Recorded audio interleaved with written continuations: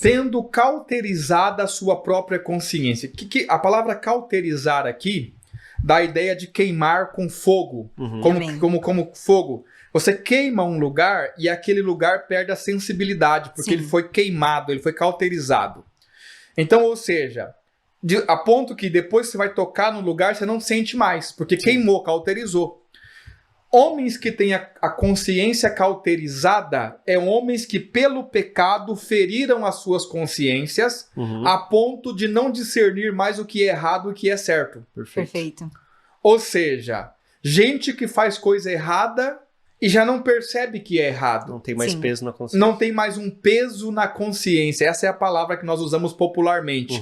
Porque o que nos mantém longe daquilo que é errado é a consciência. Exato. Quando você vai fazer algo, a sua consciência diz para você que está errado e você não faz. Se a consciência cauterizar, ou seja, não tem mais sensibilidade para saber o que é certo e o que é errado, esses homens podem fazer qualquer coisa.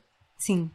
Inclusive, ensinar ensino de demônios, como está aqui. Meu Deus. E vão fazer isso para satisfazer sua própria ganância e não estão nem aí, porque suas consciências já não os acusam mais, porque elas foram cauterizadas. Então, o pecado vem para nossa consciência quando nós conhecemos a verdade. Então, eu sei que colocar a xícara aqui é pecado.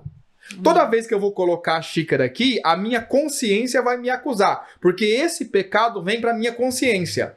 Só que se eu insistir nisso, a minha consciência vai cauterizar, a ponto de eu colocar a xícara e não me importar mais, porque a minha consciência ficou cauterizada. Amém, perfeito. O pecado cauteriza a consciência. O pecado cauteriza a consciência. Por isso que todas as vezes que a minha consciência aponta que algo é pecado, eu preciso parar.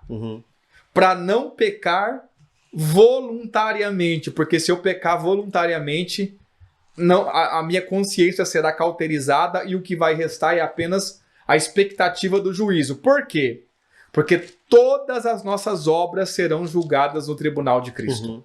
Amém. Não é porque você está salvo que a sua obra não será julgada mais. Perfeito. Quando nós falamos que a salvação não vem das obras, nós não estamos dizendo que Deus não considera mais as obras. Exato. Deus não considera as obras para nos salvar. Porque Cristo pagou o preço pelos nossos pecados. Mas não quer dizer que as obras não serão julgadas. As obras serão julgadas. Amém. As obras não serão levadas em conta para a salvação, porque Cristo pagou por elas. Amém. Mas no tribunal de Cristo nós responderemos pelas obras que nós fizermos. Amém. Perfeito. Vamos lá. Pastor, ainda falando sobre uma consciência, contaminada, Tito, capítulo de número 1, verso 15. Tito, capítulo de número 1, e é importante que você que está em casa leia também abra a sua Bíblia. Amém. Tito, capítulo 1, verso de número 15. Diz assim: todas as coisas são puras para os puros, mas nada é puro para os contaminados e infiéis. Antes o seu entendimento e consciência estão contaminados. Ou seja, uma vez que a sua consciência está contaminada, não tem mais nada que seja puro. Tudo é puro para o puro. Sim. Então, por exemplo, o que ele está querendo dizer? Assim, suponhamos que colocar a xícara aqui é pecado.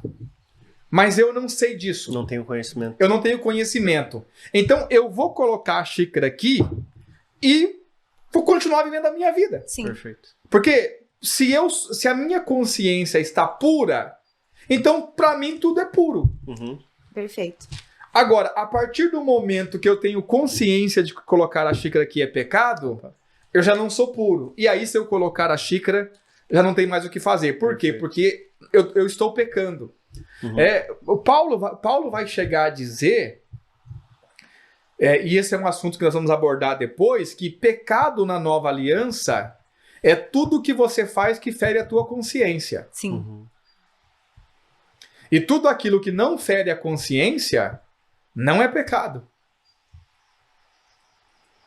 Isso é sério. E a seriedade de você ter uma consciência cauterizada. É a seriedade. Porque aí você vive deliberadamente no pecado, sem saber que está pecando ou não, porque sua consciência também já está cauterizada. Né?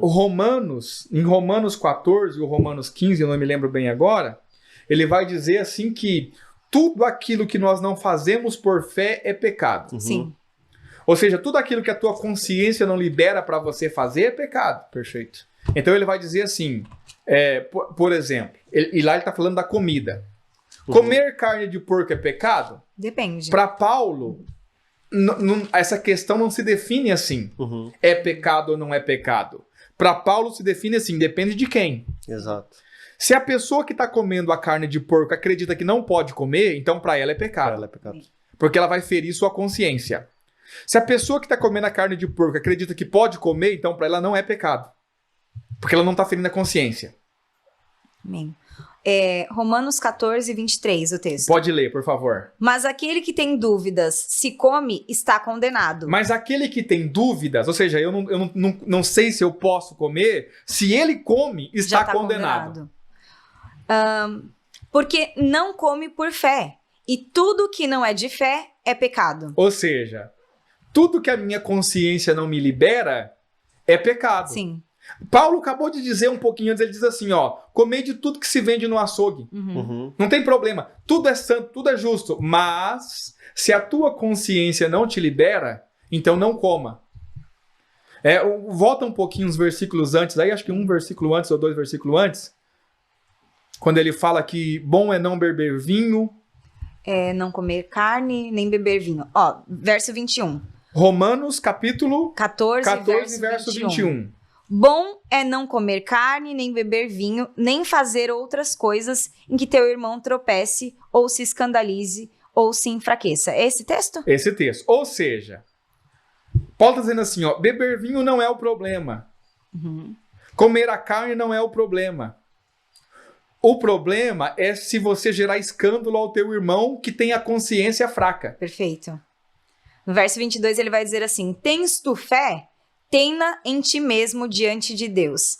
Bem-aventurado aquele que não se condena a si mesmo naquilo que aprova. Bem-aventurado é aquele que não se condena a si mesmo naquilo que aprova. Ou seja, eu vou colocar a xícara aqui. Se a minha consciência diz que eu não posso colocar, eu me condeno naquilo que eu estou aprovando. Sim. Perfeito. Então, eu vou viver com a consciência culpada. E essa consciência culpada é o pecado presente na minha consciência. Perfeito. Então, Paulo está dizendo assim, olha, você precisa entender, a consciência está vinculada à fé. Tudo aquilo que eu faço, crendo que eu posso fazer, não é pecado. Amém. Ah, pastor, mas aí é muito problema. Não é problema. Paulo diz assim, ó, todas as coisas me são lícitas. Todas as coisas. Mas nem tudo me convém. Por que nem tudo me convém? Porque nem tudo me serve para edificação. Mas Paulo está dizendo claramente, todas as coisas são lícitas. Sim. Não é assim, algumas coisas são lícitas. Só que isso é um assunto para um outro momento, né? A gente não vamos nos aprofundar aqui. Temos mais algum texto da consciência? Hebreus 9. Hebreus 9. Capítulo... O próprio Hebreus 9, Isso. um capítulo antes daquilo que nós estávamos lendo. Hebreus 9, o verso 9 ao 14. Verso de número 9. Isso. Que diz, né? Que é uma alegoria. Vamos ter que ler um pouquinho antes. Voltar, né? Vamos ler verso de número 6. Ele está falando do tabernáculo de Moisés. Amém. Ora, estando estas coisas assim preparadas, a todo o tempo entravam os sacerdotes no primeiro tabernáculo, cumprindo os serviços. Mas no segundo, só o sumo sacerdote, uma vez no ano, não sem sangue, que oferecia por si mesmo e pelos pecados por ignorância do povo. Ou seja, o sacerdote entrava uma vez por ano para oferecer sacrifício pelos seus próprios pecados. Amém. E pelos pecados do povo. Uma vez por ano ele fazia isso. Perfeito. Dando nisso a entender o Espírito Santo que ainda o caminho do santuário não estava descoberto, enquanto se conservava em pé o primeiro tabernáculo. Ou seja, por que fazia assim? O Espírito Santo estava mostrando que nós não tínhamos acesso a Deus ainda. Sim. Nós não tínhamos acesso ao verdadeiro tabernáculo. Sim. Que é uma alegoria para o tempo presente, em que se oferecem dons e sacrifícios que, quanto à consciência, não podem aperfeiçoar aquele que faz o serviço. Ou seja, Eles ofereciam sacrifício, mas esse sacrifício não podia purificar a consciência deles. Perfeito. Eles iam lá, ofereciam um animal, cobriam o pecado diante de Deus, porque o animal morria no lugar deles, mas a consciência deles continuava do mesmo jeito. Sim. Não mudava nada. Aí ele vai dizer, verso de número 10. Consistindo somente em comidas e bebidas e várias abluções e justificações da carne impostas até ao tempo da correção. O que eram esses rituais? Comida, bebida, sacrifício, Sim. mas a consciência deles não mexia em nada. Não mudava nada. Verso 11. Mas vindo Cristo, o sumo sacerdote dos bens futuros, por um maior e mais perfeito tabernáculo, não feito por mãos, isto é, não desta criação, nem por sangue de bodes e bezerros, mas por seu próprio sangue entrou uma vez no santuário, havendo efetuado uma eterna redenção. Porque se o sangue dos touros e bodes e a cinza de uma novilha aspergida sobre os imundos o santifica, quanto à purificação da carne, quanto mais o sangue de Cristo. Olha só, quanto mais o sangue de Cristo... Aí ele está dizendo assim, ó, o sangue dos bodes e dos touros purificavam eles exteriormente. Sim. O corpo. Aí Na vai dizer carne. assim, ó, quanto mais o sangue de Cristo... que pelo Espírito Eterno se ofereceu a si mesmo, imaculado a Deus. Purificará o quê? as vossas consciências das obras mortas, para servirdes ao Deus vivo?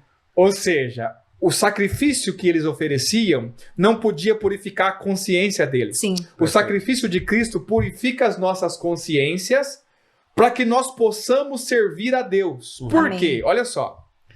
Quem tem a consciência culpada não consegue servir a Deus. Perfeito. Não tem paz para servir a Deus. Sim. É o mesmo caso de Adão, foge de Deus. Sim. Então, Verdade. observe, como que eu vou servir um Deus se eu peco voluntariamente depois de ter conhecido a verdade?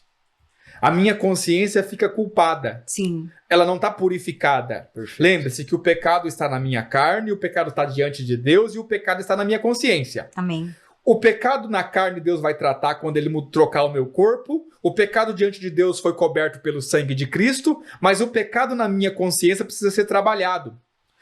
E é o Espírito de Deus que trabalha esse pecado, removendo da minha consciência essas obras ruins. Sim. Só que essas obras só são removidas quando eu peco não voluntariamente. Você pode perceber em você, quando você peca e comete um erro que é um acidente, esse pecado não te pesa. Você vai lá, ora ao Senhor, né, e pede perdão a Deus, como muitos têm o costume de fazer, e pronto. Sim. Ah, errei, Deus me perdoou. Quando você peca voluntariamente, sabendo que o que você está fazendo é pecado, não é tão simples assim. É diferente o peso na consciência. Porque permanece, mesmo você sabendo que Jesus morreu pelos seus pecados, esse peso continua na tua consciência. Sim. E isso faz com que você não consiga servir a Deus, que é o que ele está dizendo aqui, ó. O Espírito Eterno ofereceu a si mesmo imaculado a Deus, purificará as vossas consciências das obras mortas para servirdes ao Deus vivo. Sim. Ou seja, ninguém consegue servir a Deus se tem uma consciência pesada. Verdade. E aí vem aquela ideia. Você chega para a pessoa e diz assim, ó, quando a pessoa não conhece o Evangelho. Você crê em Jesus? Vamos se batizar, você precisa batizar. O que ela diz? Não tô Não tô pronta pronta. ainda. Eu não estou pronta. Sim. Por que ela fala que ela não está pronta? Consciência. Porque na consciência dela tem um monte de coisa que ela tem que arrumar. Perfeito. Vamos pregar o Evangelho, como nós aqui somos uma igreja em célula, vamos servir ao Senhor, vamos liderar uma célula. Pastor, não estou pronto. Por quê? Ela sabe que os pecados foram perdoados, mas esses pecados não foram... Os registros do pecado na consciência ainda não foram lavados. Perfeito. E aí nós vamos ter que lavar o registro dos pecados na consciência. Como é que isso é lavado? Pelo sangue de Cristo que foi oferecido pelo Espírito Eterno.